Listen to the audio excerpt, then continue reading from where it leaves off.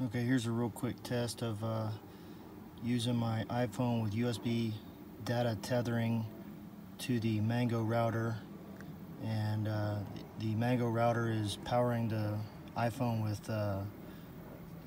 400 milliamps of power, so that's just enough where when I'm using my phone in the car with maps and tethering USB to the router, then my phone will drop in battery percentage very slowly over time.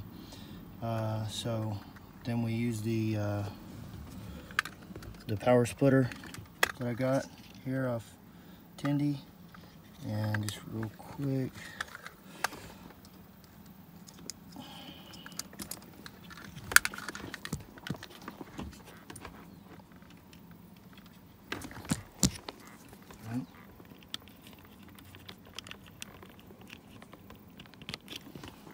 okay, now I plug it under here, and then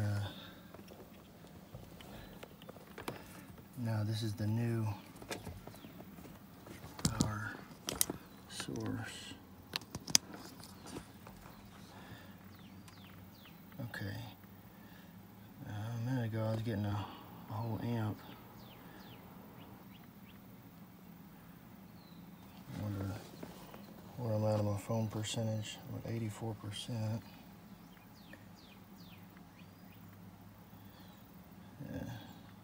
Either way, it's twice, but I was getting up above 1 amp, just barely above 1 amp earlier with the USB-C input and the data passed through to the router. So that was enough where I'm running maps and USB tethering, and it's going up very slowly in battery percentage on the iPhone, so that's good.